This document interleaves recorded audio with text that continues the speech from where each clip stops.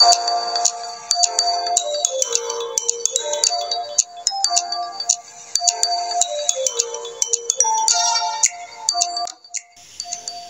araw po muli sa inyo lahat mga guys, mga ka-farmers. Welcome back po ulit sa ating channel. Sa video nito kung makapansin po ninyo, may mga manok po dyan sa gawing likuran po natin. Yan po. Yan po ay dalawang inahin at isang tandang o yung broodcock.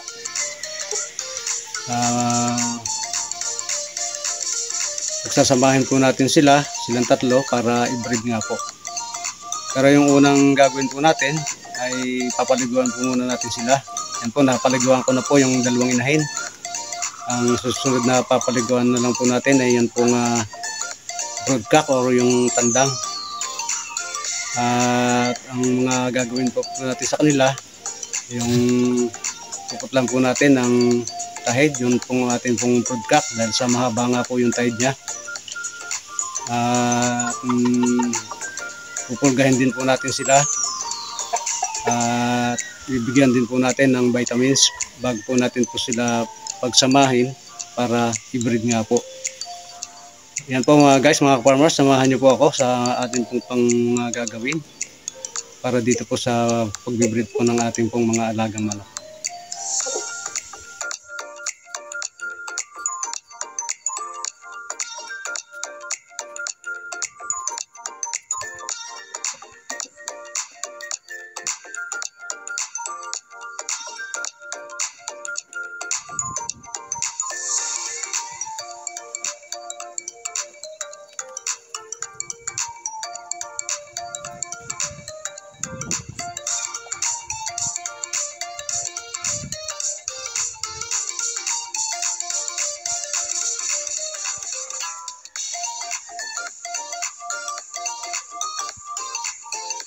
At yan po, matapos po natin silang paliguan, silang tatlo. Ito po yung dalawang inahin.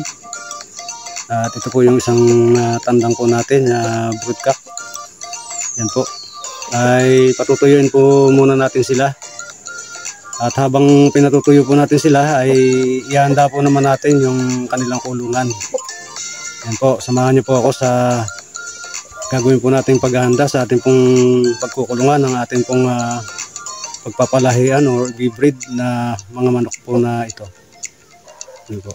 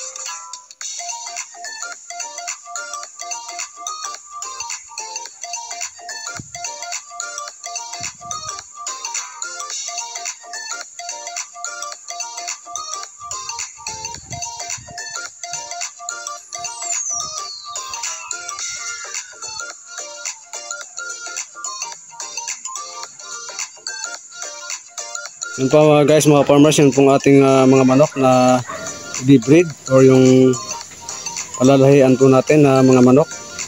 Ito po. Yun na po sila. Ngayon po naman ay pupulgahin po natin sila. At ang pamulga po natin gagamitin ay ito po. Yan po, yung tatlo po na yan. Siguro pamilyar na rin po sa inyo ito. Itong ating pong gagamitin na pamulga. Ito po ay hindi delikado yung pamulga po na to. Yan po. Yan po yung pamulga po natin na gagamitin. Ito po. Subok ko na po itong pamulgang ito. Kasi dati po, yan na rin po yung ginagamit ko nung nagmamanok pa po ako dati noon. Yan po. At ngayon po ay magsisimula ulit po tayo na magmanok. Kaya yan po ulit ang ating gagamitin. Yung pamulga po na yan. Yan po. Yan po yung ating mga manok na pupulgahin. Susubo lang po natin sa kanila yan isa-isa. At ipakikita ko rin po sa inyo kung paano po gawin ang pagpupulga.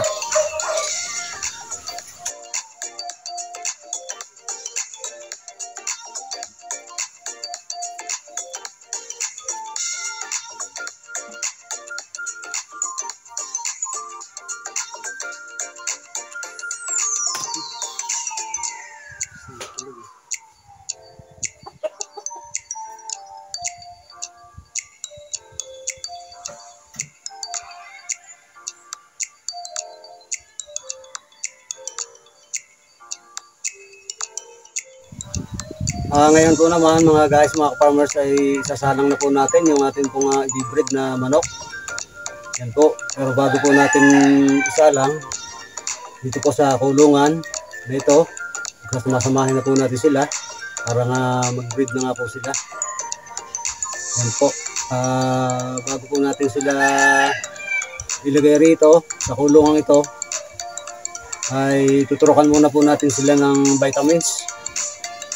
Ito po yung vitamins na tuturok po natin sa kanila. Itong B-complex na Lexan. Yan po.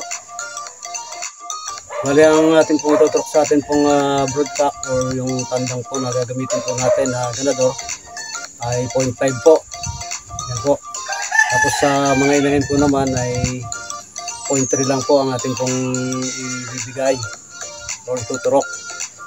Ito po ay gagawin po natin weekly para mapangalagaan po natin sila na maging masigla po ang kanila pong magiging sisiw at magiging magaganda po ang kanilang pong mga itlog. Yan po. Yan po yung purpose po ng pagbibigay po natin ng B-complex. Yan po guys, mga farmers, tayo po ay magtuturok na po ng vitamins sa ating pong mga manok.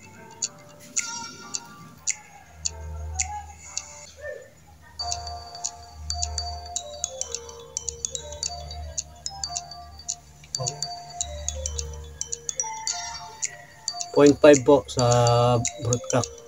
Ano po.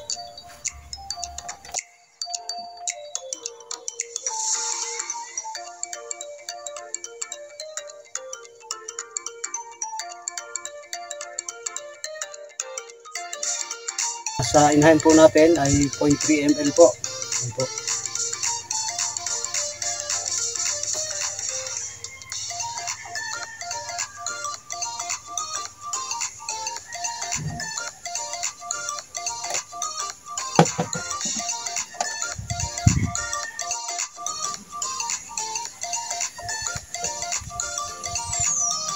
Sabihin po, dito po ako nagtuturok sa may puno po ng pakpak. Dito po, sa may doon ito po, na malambot po. Yan po. 0.3 ml lang po para po dito po sa ating pong inahin. Tuturok po natin. Yan po, isutusok lang po natin ganun. Yan po. At mahalaga rin po na may halo po tayong multivitamins para po dito po sa ating painom sa ating pong mga manok na hybrid. Ito nga po pala yung ginagamit ko, yung electrolytes. Yan po. Ang tinimpla po muna natin ay kalahating galon or 2 liters. At haluan po natin ang kalahating kutsarita ng multivitamins po na ito na electrolytes.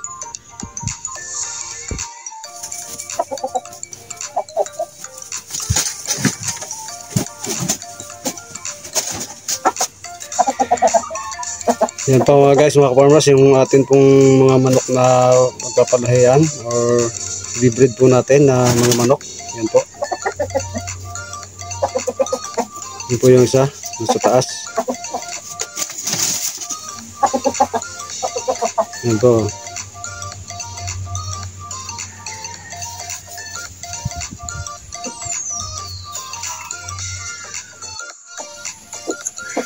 At marami pa po tayong kailangan gawin tungkol po rito sa ating pong pagbibreed o pagpapalahi po ng mga manok na panabong.